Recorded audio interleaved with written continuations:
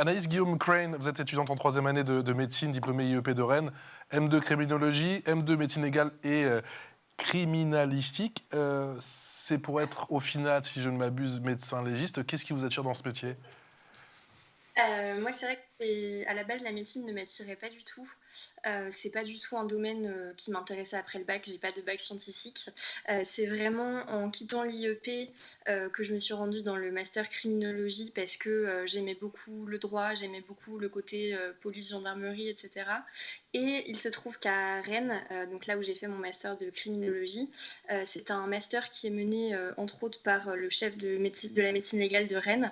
On a donc eu des cours de médecine légale, on a pu assister à des autopsies, etc. Et ça a été une révélation pour moi.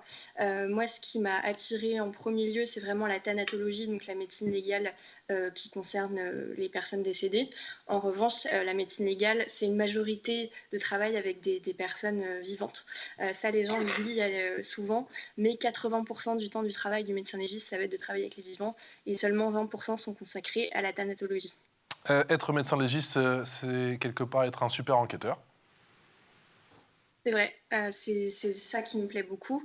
C'est vrai qu'à Sciences Po, moi, j'ai eu une formation, juridique, et du coup, c'est vraiment le fait de pouvoir lier à la fois le côté, juridique, le côté enquête et le côté médical qui me plaît dans ce métier, qui a vraiment beaucoup de facettes et que je trouve passionnant. Comment on se prépare, Anaïs, dans la tête pour être médecin légiste? Est-ce qu'à l'école, justement, on apprend à travailler, vous l'avez dit, avec les vivants, mais surtout avec les morts? Alors c'est vrai qu'étant seulement en troisième année pour l'instant, c'est une formation qui est très généraliste. L'internat de médecine légale, je le commencerai en septième année, comme tous les internats d'ailleurs. Pour autant, on commence à faire des dissections dès la deuxième année. On nous apprend, à gérer, des choses compliquées à la fac.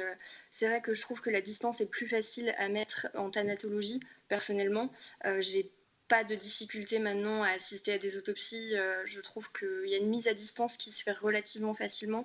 En revanche, c'est toujours plus compliqué quand on travaille avec les vivants, contrairement à ce qu'on peut penser, puisque les victimes vivantes expriment de la souffrance qu'évidemment les victimes décédées ne peuvent pas faire. Et c'est vrai que pour moi, c'est plus cette partie médecine légale du vivant qui reste complexe et non pas la partie thanatologique.